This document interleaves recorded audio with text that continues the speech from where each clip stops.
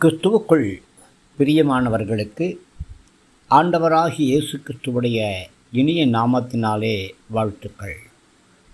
2024ஆம் ஆண்டு 6வது மாதத்தின் முதல் நாளிலே நாம் தியானிக்கிற வார்த்தை ரோமருடைய நிருபம் 16ஆம் அதிகாரம் 20ஆம் வசனம். சமாதானத்தின் தேவன் சீக்கிரமாய் சாத்தானை உங்கள் காலின் கீழே நசுக்கி போடுவார். நம்முடைய கர்த்தராகிய இயேசு கிறிஸ்துவுடைய கிருபை உங்களோடு கூட இருப்பதாக. பிரியமானவர்களே, சமாதானத்தின் தேவன் சீக்கிரமாய் சாத்தானை உங்கள் கால்களின் கீழாக நசுக்கி போடுவார். கிறிஸ்துவுக்குள் அன்பானவர்களே, இந்த உலகத்திலே நமக்கு போராட்டங்கள் உண்டு, உபத்திரவங்கள் உண்டு, ஆவிக்குரிய யுத்தம் உண்டு. ஆனாலும் கர்த்தர் நம்மை பார்த்து சொல்லக்கூடிய தைரியமான வார்த்தை என்ன தெரியுமா? சாத்தானை உங்கள் கால்களின் கீழாக நசுக்கி போடுவார். இந்த யுத்தத்திலே உங்களுக்கு வெற்றி கிடைக்கும். இது கர்த்தர் உங்களுக்கென்று, எனக்கென்று, நமக்கென்று கொடுத்திருக்கிற ஒரு மகா பெரிய வாக்கு தத்தம். நம்முடைய தேவன் சமாதானத்தின் தேவன், யுத்தத்தின் தேவன் அல்ல.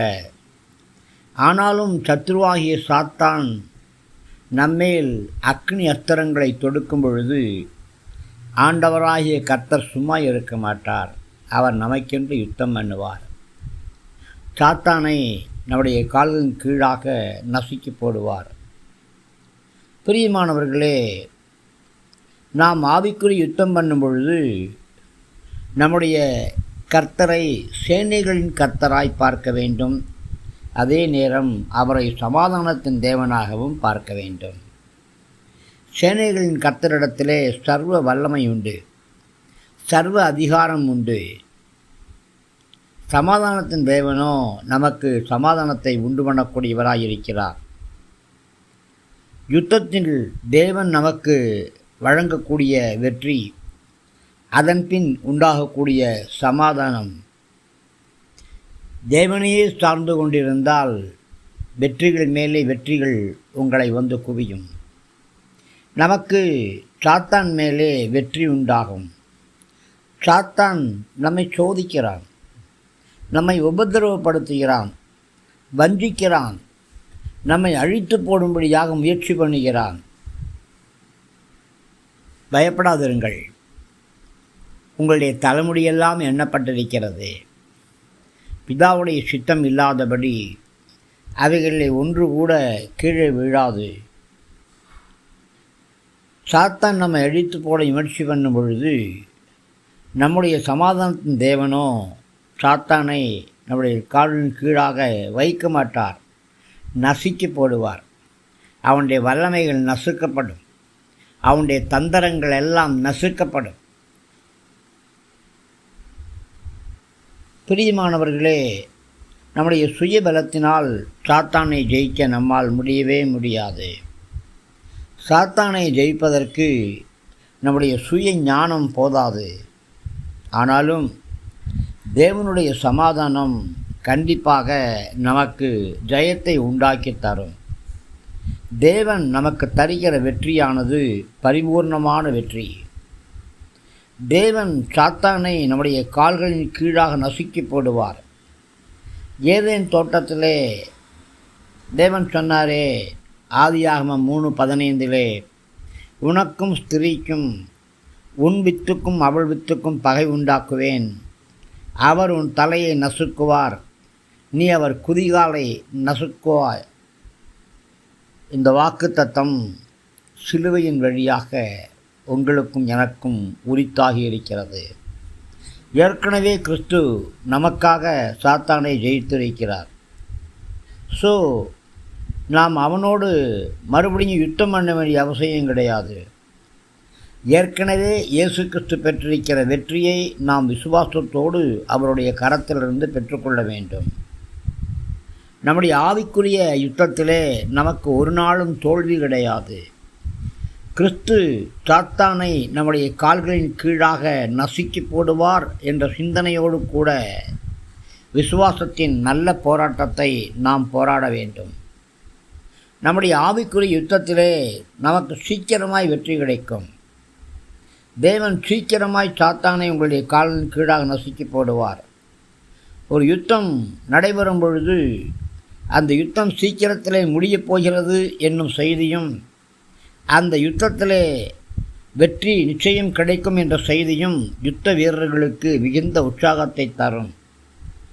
பிரியமானவர்களே, நாம் எல்லோரும் பரலோகத்துக்கு போகும் பொழுது சாத்தான் மீது வெற்றி பெற்றவர்களாய்த்தான் நாம் போவோம். இந்த பூமியிலே நாம் ஜீவிக்கிற காலத்திலே கர்த்தருடைய கிருபையினாலே நமக்கு இங்கும் வெற்றி கிடைக்கும். நம்முடைய ஜீவியம் கர்த்தரை நம்பின ஜீவிதம். நம்முடைய வாழ்க்கை கர்த்தரை நம்பியிருக்கிற விசுவாச வாழ்க்கை. அதனாலே நம்முடைய விசுவாசத்தையும் பொறுமையும் நாம் காத்துக்கொள்ள வேண்டும். நம்முடைய வேதனைகளும் பாடுகளும் அதி சீக்கிரத்தில் நம்மை விட்டு கடந்து போய்விடும். ஆம், நம்முடைய கர்த்தராகிய இயேசு கிறிஸ்துவுடைய கிருபை உங்களோடு கூட இருப்பதாக என்று பவுல் ரோமாவரி சபைக்கு விசுவாசிகளுக்கு எழுதும் பொழுது அது நமக்கும் சேர்த்தே எழுதியிருக்கிறார். கிறிஸ்துவின் கிருபை நம்மோடு கூட இருக்கும் பொழுது நமக்கு விரோதமாக யாரும் யுத்தம் பண்ணி ஜெயிக்க முடியாது. எந்த ஒரு மந்திரவாத கிரியைகளும், பில்லிசூனியத்தின் ஆவிகளும், செய்வினையின் ஆவிகளும், வலு சர்வத்தின் ஆவிகளும், உங்களுக்கு விரோதமாக எதிரடியாக இருக்கிற எல்லா கையெழுத்துக்களும் சிலுவையிலே கிழித்து போடப்பட்டாயிற்று. எல்லா தகடுகள், தாயத்துக்கள், உங்களுக்கு விரோதமாய் மந்திரித்து வைக்கிற எல்லா காரியங்கள் இயேசுவின் நாமத்தினாலே செயலற்று போயிற்று. ஆம், இதை நாம் விசுவாசிக்க வேண்டும். இந்த ஜெயத்தை நம்முடைய கைகளில் எடுத்துக்கொள்ள வேண்டும். அப்பாலை போ சாத்தானே என்று சொல்லி சாத்தானை அதட்டி அப்புறப்படுத்த வேண்டும்.